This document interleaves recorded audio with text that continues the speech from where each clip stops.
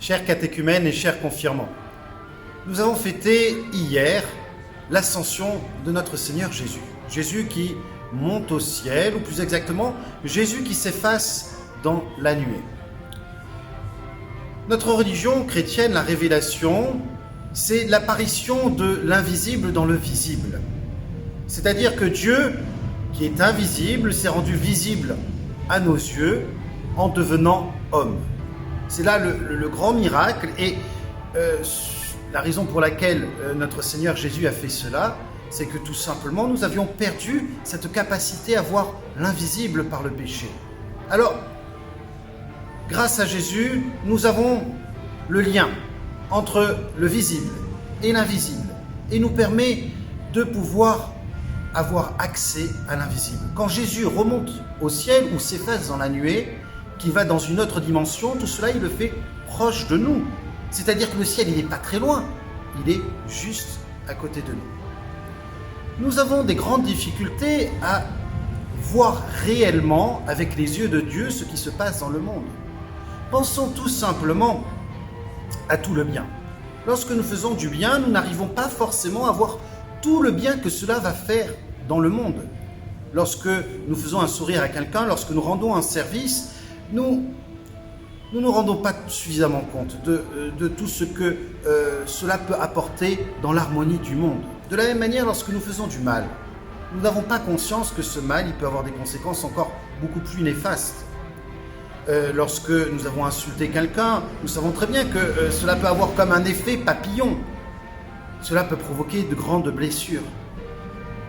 Nous avons beaucoup de bien que nous aurions pu faire et que nous n'avons pas fait. Lorsque nous serons au ciel, en tout cas tout cela nous sera visible. On dit que lorsqu'on arrive au ciel, l'homme est face à son livre de vie, c'est-à-dire qu'il voit tout ce bien qu'il a fait, tout le mal qu'il a fait et tout ce bien qu'il aurait pu faire. Et donc il arrive à revoir l'invisible de sa vie. Nous pouvons dès à présent nous mettre, on va dire, en conscience face à cet invisible de nos vies. Prendre cette conscience que tout cela a des grandes implications pour notre vie. Notre Seigneur Jésus, nous pouvons le dire, est une interface donc divine entre l'invisible et le visible. Et il a laissé parmi les hommes et dans son Église une interface pour que nous puissions avoir accès nous aussi à l'invisible, que nous soyons sûrs que l'invisible intervienne dans nos vies. Je vous en ai déjà parlé et j'en reparle d'une autre manière, mais je vous parle tout simplement des sacrements. Les sacrements, la messe est véritablement un rite que nous faisons, mais selon les paroles de Jésus, et donc ces paroles, elles ont une implication dans l'invisible. C'est-à-dire lorsque le prêtre va dire « ceci est mon corps », tout simplement déjà il va prêter son corps à Jésus à la messe, et ensuite Jésus va venir dans le morceau de pain, il va venir dans le vin. Donc c'est l'invisible qui se rend présent parmi nous. Ouvrons les yeux. Dans quelques jours, nous allons fêter la Pentecôte, c'est-à-dire l'Esprit Saint qui a été mis dans notre cœur. L'Esprit Saint est celui qui éclaire, celui qui rend visible ce qui est voilé.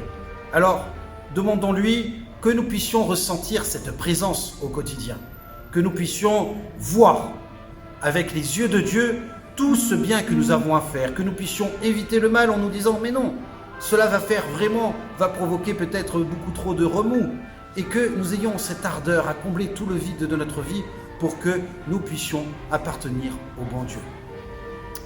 Mes chers amis, bientôt nous arrivons à la fin du confinement, mais en tout cas, je suis heureux de pouvoir partager ces enseignements avec vous. Et je vous dis à la semaine prochaine.